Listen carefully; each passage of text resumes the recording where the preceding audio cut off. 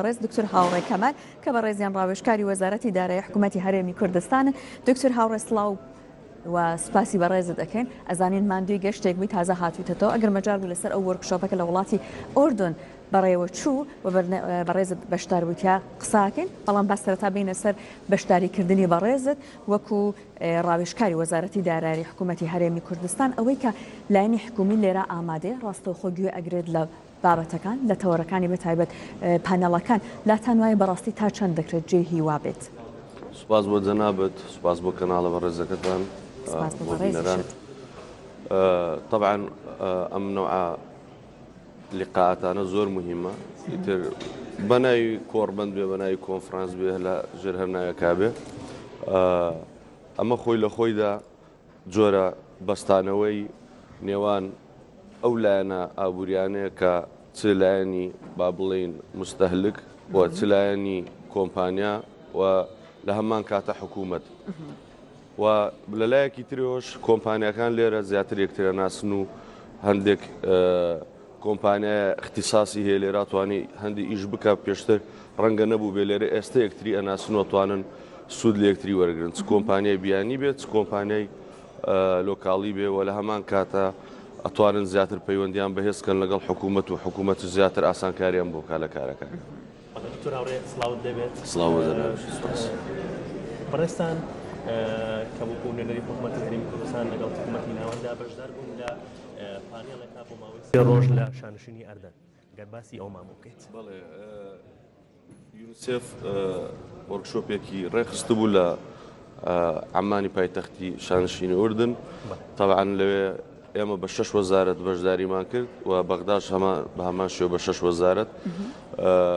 زۆر سوودمان وەرگرت هەردوو لە لەو وەرکشۆپە. بابەتەکە لەسەر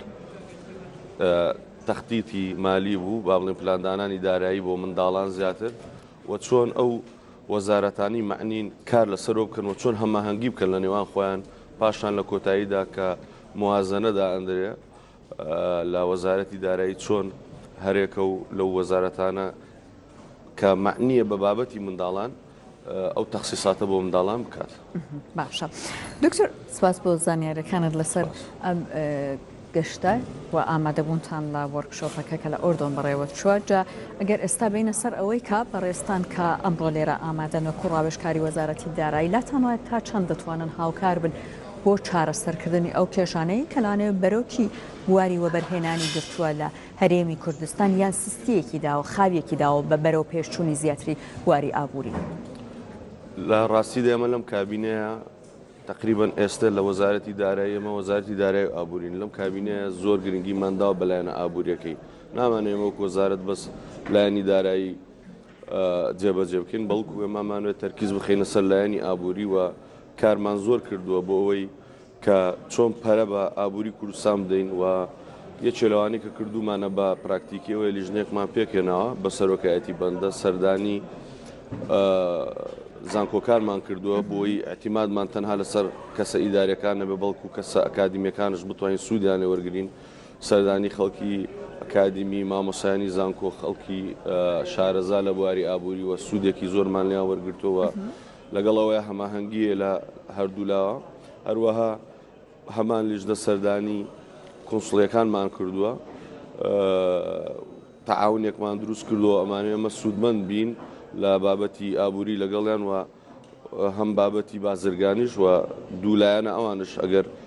فکر ئاڵوگۆڕکردنەوەی کە بێت لایەن هەردووکمان هەردوو لا سوودمان بین و ئەوەمان کردووە لەگەڵ کۆنسڵخانەکان، چونکە کۆنسڵخانەکان عادەتەن خۆی سەفارە با بڵێن ملحەقەی تیزاریانێ عادەتەن یان مستەشاری ئابووریانەیە و هەروەها کۆنسڵخانەکان زۆر جاریان ئەگەرنەشیان بە کۆنسڵەکان ئەو کارانە ئەتوان بکەن. ئێمە دەستمان پێکردەوە و هەنگاوی باشیشمان ناوە و ئەوانش بەڕاستی متعاونن. بۆ نمونە ئێستا ئێمە لە بواری بە دیجیتاڵکردنی حکوومەت هەنگاوی زۆر گرنگمان ناوە وەکو وەزارەت لە یەکێک لەوانەیە کە کۆنسڵخانی کۆریا هاوکار بووە. طبعا هەر وڵاتی کۆریا نەک کۆنسڵخانە بەڵام لە ڕێی کۆنسڵخانەکە کە مەسەلەی ئێمە تەنانەت گرێبەست بکەین بە گرێبەستی ئلکترۆنی و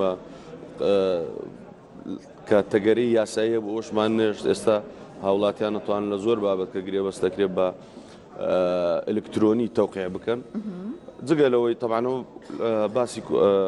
کۆنسڵخانە کراجینە وەکوترش ئێمە هەستاوین بەکاریتر بۆ دیجیتالکردنی حکوومەت لە مەسلەی سیستمی KFMS هەموو بابەتە داراییەکان کە هەموو سەرفیاتێک کە دێتەوە وەزارەتە بێت لەو ڕێ و سیستمەوە بێ هەمووی کۆدی تایبەتیەوە بە جوانی سەزەبت کراوەزانین چەندێک داخلی خەزیناوێ و چەندە دەرەچێ جگە لەوەش لەسەر بابەتی بە ئەلکترۆنیکردن ئێمە هەنگاوی ترمان ناوە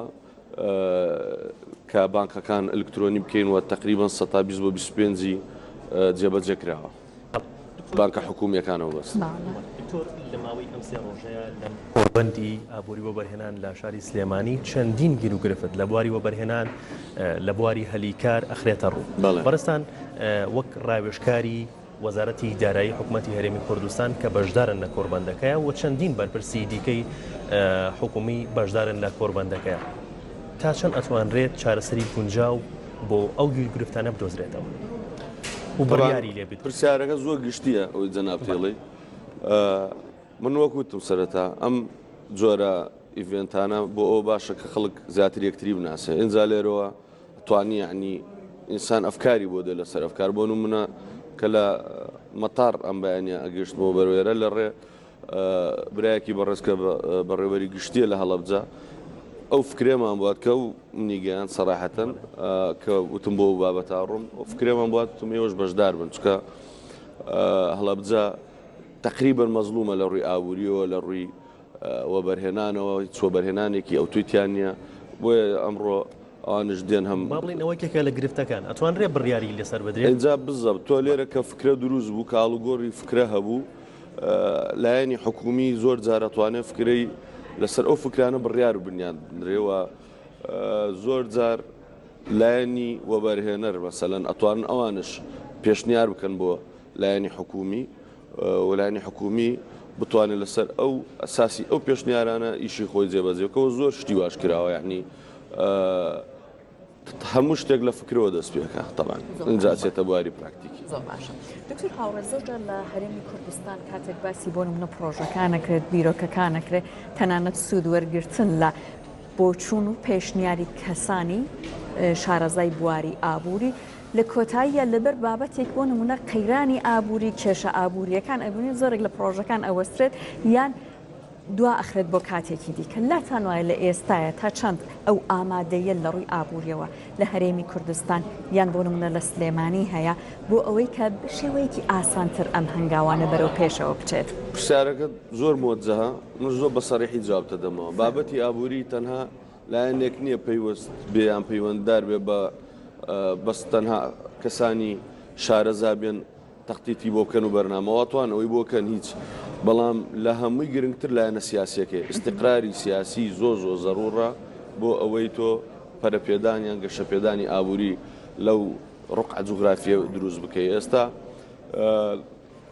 ئەو وڵاتی کە مەسەلەن ئێمە لێ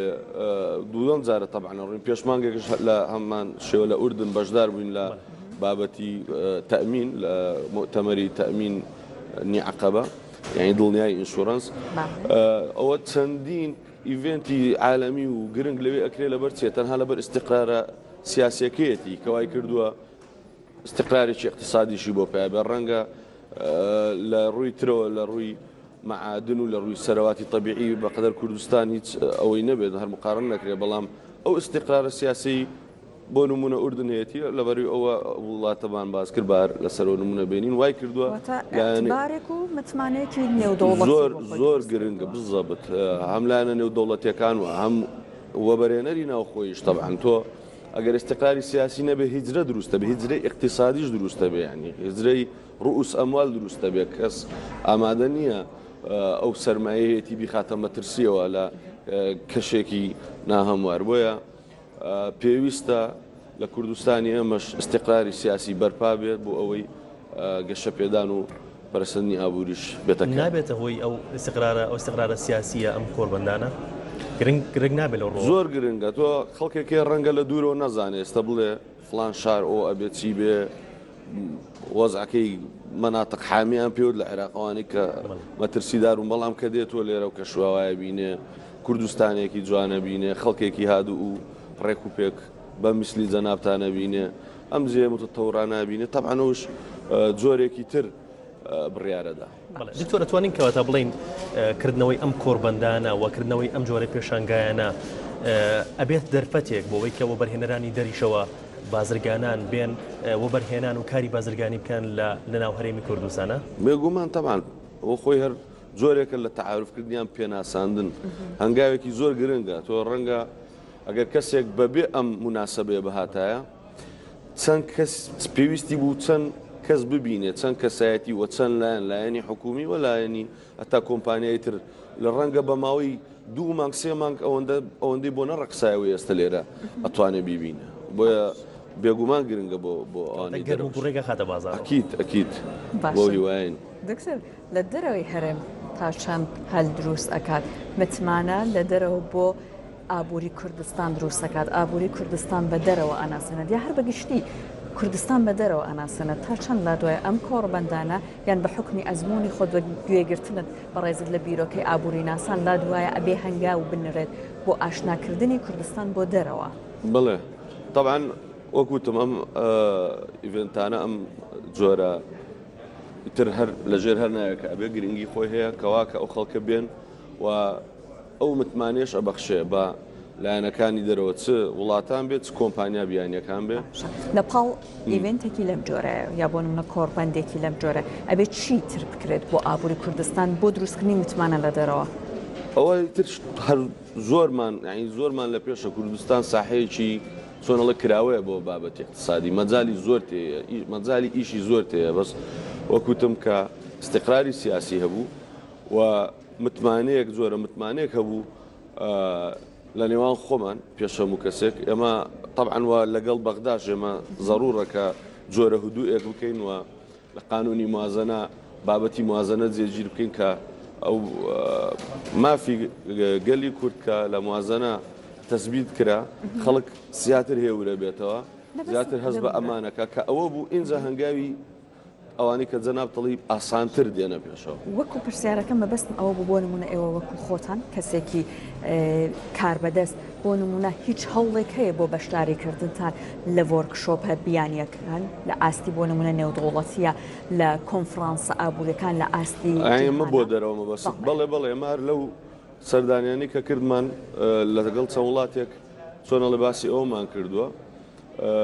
بۆ سین نزیکترینیان ئەبێت کە ڕەنگە بچینە چین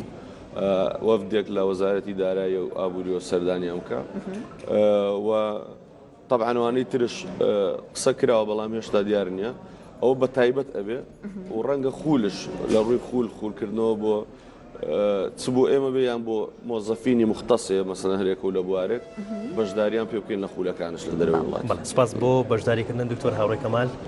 ڕێژەکاری وەزارەتی دارایی و ئابووری حکوومەتی هەرێمی کوردستان. زۆر سپاس.